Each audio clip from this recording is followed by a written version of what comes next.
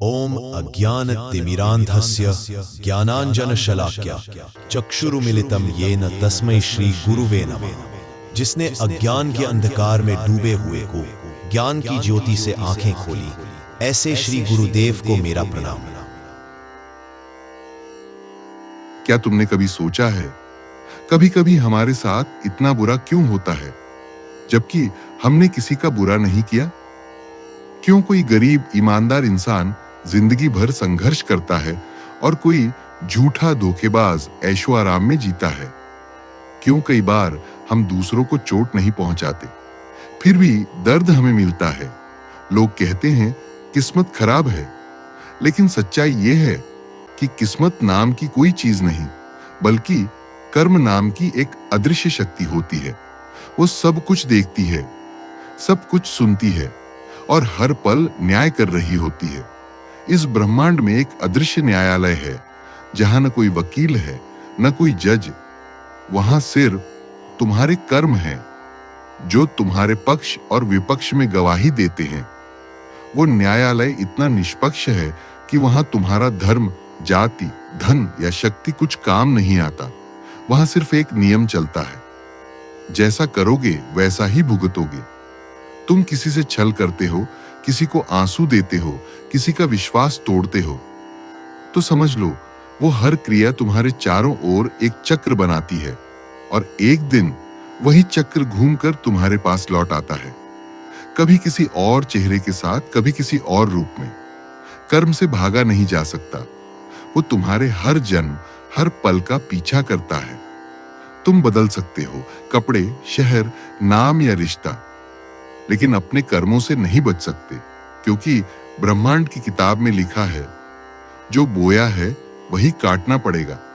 हर कर्म, चाहे वो कितना भी छोटा क्यों ना हो, ब्रह्मांड में एक निशान छोड़ता है। हर विचार, हर शब्द, हर भावना जैसे एक ऊर्जा का बीज हमारे चेतन और अवचेतन में बो दिया जाता है।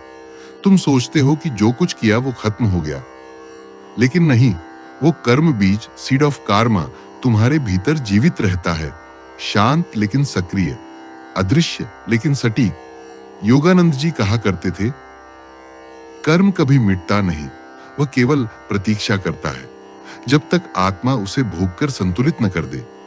इसलिए जो हम आज भोग रहे हैं वह सिर्फ इस जन्म का परिणाम नहीं है, वो उन अनगिनत कर्मों का फल है जो हमने जाने अनजाने पिछले जन्मों में बोए थे। सोचो, तुमने किसी को चोट पहुंचाई, किसी की भावनाओं से खेला। वो दर्द जो उस व्यक्ति ने महसूस किया वो ब्रह्मांड में गूंज गया। वो ऊर्जा एक बीज की तरह तुम्हारे कर्म क्षेत्र में गिर गई और फिर समय आने पर वही बीज अंकुरित हुआ, कभी किसी दुर्घटना के रूप में, कभी किसी अपमान के रूप में, कभी उसी दर्द के रूप में जो तुमने किसी और को दिया था। कर्म की यह प्रक्रिया बड़ी रहस्यमयी है।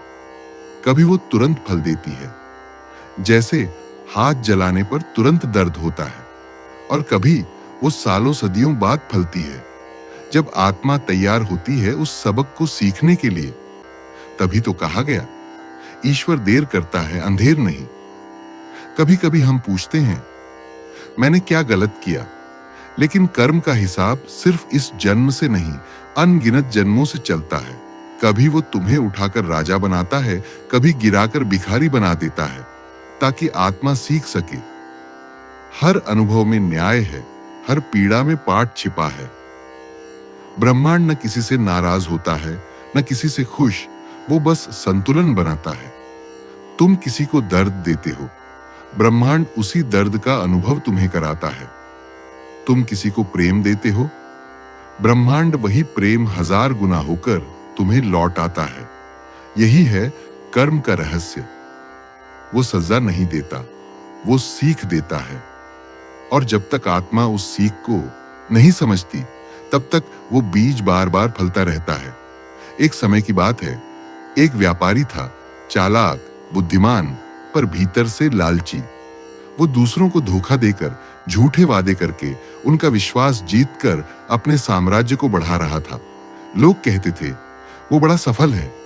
उसकी गाड़ियों की कतारें, उसके बंगले की चमक, सब देखकर दुनिया सोचती थी, देखो झूठे भी जीतते हैं। लेकिन ब्रह्मांड देख रहा था, चुपचाप, स्थिर। एक दिन वही व्यापारी एक बड़े सौदे में गया। उसका सबसे भरोसेमंद दोस्त, उसका दायां हाथ उसी के खिलाफ साजिश में शामिल था।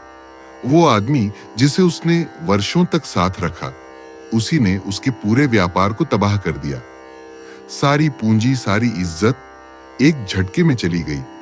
वो सोचता रहा, मैंने क्या किया जो ये मेरे साथ हुआ? लेकिन वो भूल गया था कि उसने भी किसी वक्त दूसरों को उसी तरह धोखा दिया था। वो भूल गया था कि झूठ का हर शब्द किसी न किसी का विश्वास तोड़ता है, और कर्म कभी भूलता नहीं। कर्म का न्यायालय शांत रहता है, पर सटीक प्रहार करता है। वो कोई आवाज नहीं करता, कोई चेतावनी नहीं देता। बस एक दिन अचानक तुम्हारी दुनिया बदल देता है, क्योंकि कर्म का नियम है, तुम जो बोते हो वही काटते हो। भले ही समय बदल जाए, फल नहीं बदलता। कभी कभी हम झूठ बोलकर किसी की भावनाओं से खेल जाते हैं, किसी का विश्वास तोड़कर खुद को जीतता हुआ महसूस करते हैं। पर जो दर्द हमने दिया वो ब्रह्मांड में खोता नहीं, वो बस घूमकर उसी रास्ते से लौटता है। और जब लौटता है तो पहले से कहीं ज्यादा गहराई से चोट करता है। योगानंद जी कहा करते थे, झूठ आत्मा की ऊर्जा को नष्ट करता है। हर छल आत्मा पर एक धूल की परत चढ़ा देता है।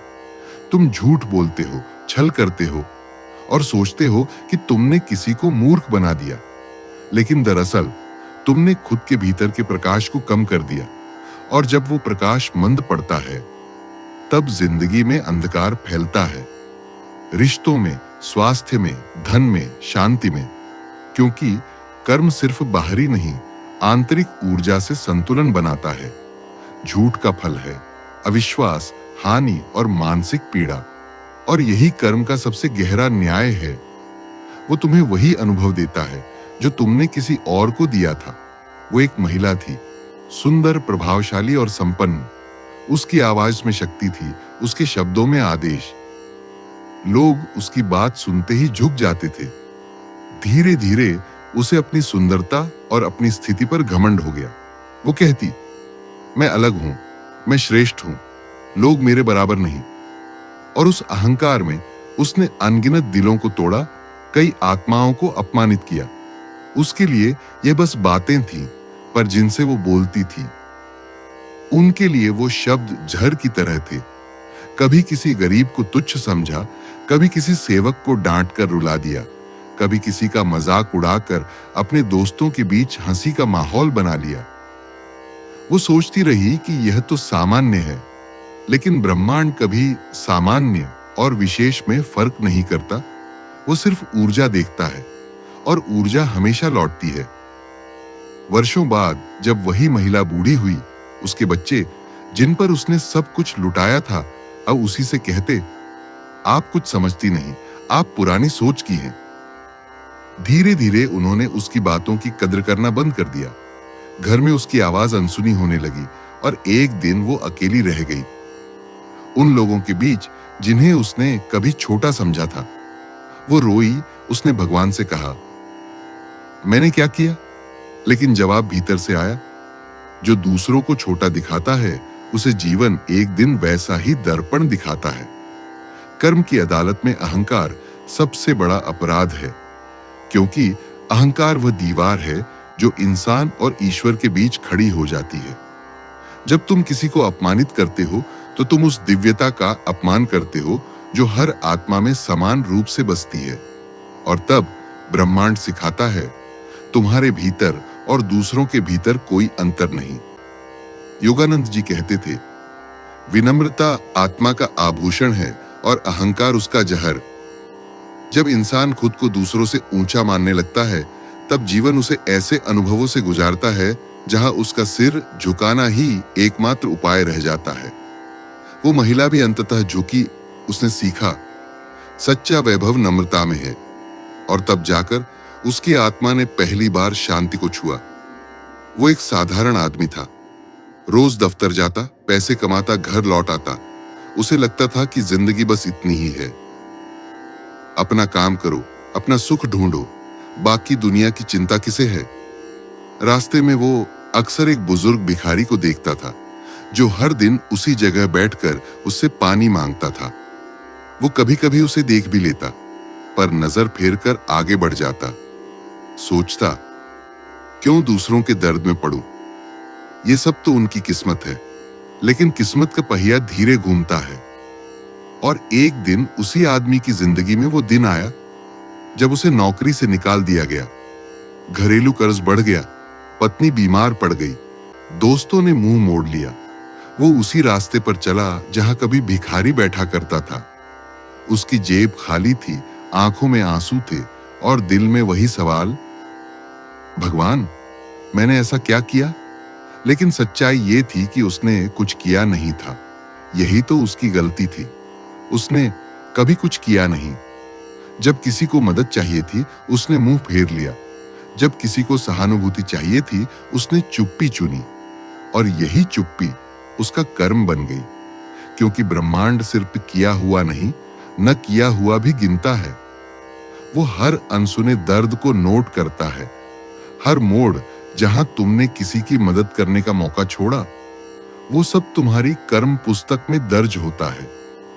कभी कभी जीवन तुम्हें वही परिस्थिति दिखाता है जिसे तुमने किसी और के लिए अनदेखा किया था, ताकि तुम उस पीड़ा को महसूस कर सको। क्योंकि कर्म सिर्फ सजा नहीं देता, वो अनुभव देता है। एक बार एक साधु ने कहा था, ईश्वर को तुम्हारी पूजा नहीं चाहिए, उसे तुम्हारा करुणा चाहिए। और जब तुम किसी की पीड़ा को देखकर भी अनदेखा कर देते हो, तो तुम ब्रह्मांड के उस हिस्से को अनदेखा करते हो जो तुम्हारे भीतर है। वो आदमी बाद में समझ गया, कर्म कभी अंधा नहीं होता। जिस तरह उसने उस भिखारी की पुकार नहीं सुनी थी, वैसे ही उस दिन किसी ने उसकी पुकार नहीं सुनी। और यही कर्म का सबसे सटीक संतुलन है। योगानंद जी कहते थे, दूसरे के दर्द को महसूस करना ही आत्मा की परिपक्वता है। जब तक तुम दूसरों के आंसू नहीं समझोगे, तब तक तुम्हारी आत्मा अधूरी रहेगी। कई लोग कहते हैं, ये सब सजा है, ईश्वर मुझसे नाराज है। लेकिन क्या सच में ऐसा है? क्या ईश्वर दंड देता है? नहीं, ईश्वर कभी दंड नहीं देता। वो केवल संतुलन स्थापित करता है। क्योंकि कर्म की सच्चाई यह नहीं कि वो तुम्हें सजा देने आया है, बल्कि यह कि वह तुम्हें शुद्ध करने आया है। हर दर्द जो तुम्हारे जीवन में आता है, हर आंसू जो तुम्हारे गालों से बहता है, हर धोखा, हर नुकसान, हर टूटन, वो सब किसी पुराने कर्म की सफाई है। जैसे कोई कांच धूल से ढंक जाता है और जब तुम उसे रगड़ते हो तो चमक निकल आती है, वैसे ही कर्म आत्मा को घिस घिस कर उसकी असली रोशनी निकालता है। योगानंद जी कहते थे, दर्द कोई सजा नहीं, वह आत्मा के विकास का अवसर है। जब हम किसी संकट से गुजरते हैं, तो वो हमारे भीतर छिपी शक्ति को जगाने आता है। लेकिन अगर हम उस दर्द को समझ नहीं पाते, तो हम चिल्लाते हैं, भगवान क्यों मैं? और वहीं हम फिर गलती कर बैठते हैं। जीवन का हर संघर्ष, हर असफलता दरअसल तुम्हारे भीतर का बोझ हटाने आई होती है। तुम्हारे पुराने कर्म तुम्हारे आत्मिक विकास में रुकावट बन चुके होते हैं, तो ब्रह्मांड उन्हें जलाकर तुम्हें हल्का करता है। यही कारण है कि कई बार सबसे बड़ी पीड़ा के बाद सबसे बड़ी शांति आती है। कर्म की प्रक्रिया अग्नि जैसी है, वो जलाती है, लेकिन उसी आग से आत्मा का सोना तपकर खरा बनता है। तुम्हारे जीवन के कष्ट तुम्हारे आत्मा के स्नान हैं। वो तुम्हें दंड नहीं देते, वो तुम्हें अगले स्तर की चेतना के लिए तैयार करते हैं। सोचो, अगर किसी ने तुम्हें धोखा दिया, तो ब्रह्मांड चाहता है कि तुम क्षमा सीखो। अगर किसी ने तुम्हारा दिल तोड़ा, तो वो चाहता है कि तुम निर्भरता से मुक्त हो जाओ। अगर किसी ने तुम्हें गिराया, तो वो सिखाता है कि शक्ति तुम्हारे भीतर है, बाहर नहीं। यही कर्म का असली रहस्य है। वो सिखाता है, सुधारता है और धीरे धीरे तुम्हें ईश्वर के और करीब ले जाता है। इसलिए जब जीवन तुम्हें दर्द दे, तो शिकायत मत करो। कहो, धन्यवाद प्रभु, मुझे बदलने का अवसर दिया। क्योंकि वही दर्द तुम्हारे भीतर छिपी दिव्यता को उजागर कर रहा है। हर इंसान के भीतर एक कर्म खाता होता है, एक अदृश्य बैलेंस शीट जिसमें हर विचार, हर शब्द, हर कर्म दर्ज होता है। ना वहां कोई पेन की जरूरत है, ना कागज की, क्योंकि ये लेखा जोखा ब्रह्मांड की ऊर्जा खुद रखती है। तुम किसी को एक मुस्कान देते हो, किसी की मदद करते हो, किसी का मन नहीं दुखाते, वो सब पुण्य के रूप में जमा हो जाता है। और जब तुम किसी को छलते हो, धोखा देते हो, किसी का अपमान करते हो, किसी के हक को मारते हो, वो सब आर डाड़ की तरह तुम्हारे कर्म खाते में दर्ज हो जाता है। समय के साथ ये बैलेंस शीट हमेशा संतुलन चाहती है।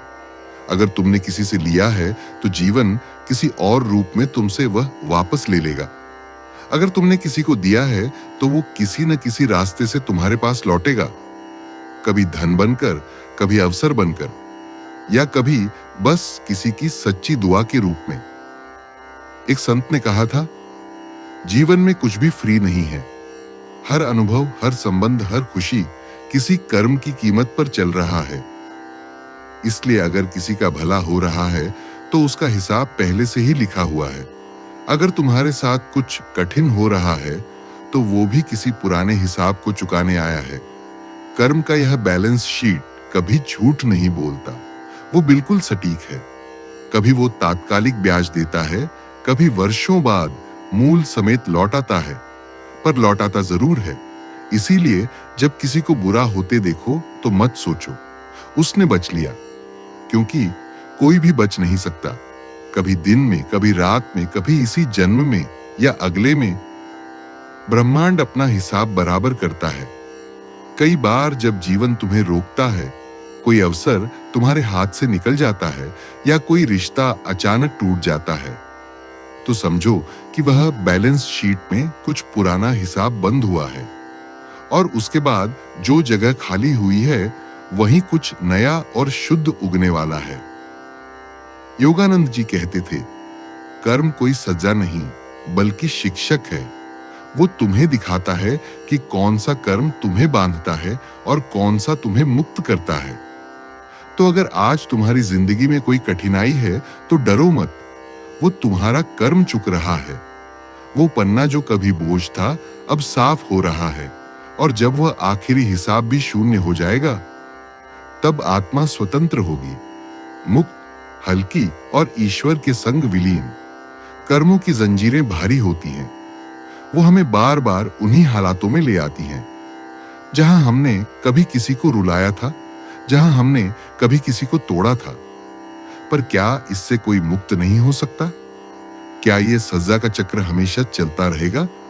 नहीं, क्योंकि ब्रह्मांड सिर्फ दंड देने वाला नहीं है, वो सीखने का अवसर देने वाला भी है। हर दर्द, हर अपमान, हर हार एक मौका होता है खुद को पहचानने का। जैसे ही तुम यह समझने लगते हो कि ये दर्द किसी बाहरी व्यक्ति ने नहीं दिया, बल्कि यह तुम्हारे अपने पिछले कर्मों का परिणाम है, तब से ही तुम्हारी मुक्ति शुरू हो जाती है। मुक्ति तब नहीं मिलती जब तुम्हारे सारे कर्म खत्म हो जाएं, बल्कि तब मिलती है जब तुम उनसे जुड़ी आसक्ति छोड़ देते हो, जब तुम कहना सीख जाते हो, हाँ, ये जो हो रहा है मैं उसका जिम्मेदार हूं और मैं इसे प्रेम से स्वीकार करता हूं। वहीं से शुरू होता है कर्म से परे उठने का सफर, क्योंकि जैसे ही तुम स्वीकार करते हो तुम विरोध करना बंद करते हो, और जैसे ही विरोध खत्म होता है दर्द भी पिघलने लगता है। कर्म तुम्हें सिखाने आता है, और जब तुम सीख लेते हो तो वो खुद ही समाप्त हो जाता है। याद रखो, कर्म का उद्देश्य तुम्हें सजा देना नहीं है, बल्कि तुम्हें जगाना है। जब तुम भीतर से जागते हो, जब तुम क्षमा करना सीखते हो, जब तुम दूसरों के दर्द को महसूस कर पाते हो, तो समझो तुम्हारे भीतर का अंधकार मिटने लगा है। क्योंकि जो व्यक्ति क्षमा कर देता है, स्वीकार कर लेता है और प्रेम से आगे बढ़ता है, वो अपने कर्मों से ऊपर उठ जाता है। ईश्वर चाहता है कि तुम सजा नहीं, सीख लो। वो चाहता है कि तुम गिरो ताकि फिर उठ सको, गलती करो ताकि फिर समझ सको और अंततः मुक्त हो सको। रात का वो पल जब सब सो जाते हैं पर कुछ आत्माएं जाग रही होती हैं। वो आत्माएं जो अपने भीतर झांक रही होती हैं, अपने किए हर कर्म, हर गलती, हर दर्द की सच्चाई से सामना कर रही होती हैं। उस क्षण एक आदमी जो अपने जीवन भर दूसरों को दोष देता रहा, कुर्सी पर बैठा था, आंखों में नमी थी। उसके सामने किसी इंसान की नहीं, बल्कि उसके अपने कर्मों की तस्वीरें चल रही थी। हर धोखा, हर अपमान, हर छल अब उसी के सामने था, और पहली बार उसने महसूस किया कि जिस दर्द से वो भागता रहा, वो किसी और ने नहीं, उसने खुद अपने लिए बनाया था। वो टूट गया, लेकिन उसी टूटने में जन्म लिया एक नई चेतना ने।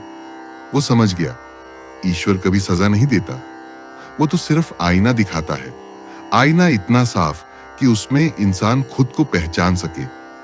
उसने हाथ जोड़कर आसमान की ओर देखा और कहा, प्रभु, अब मैं समझ गया हूं।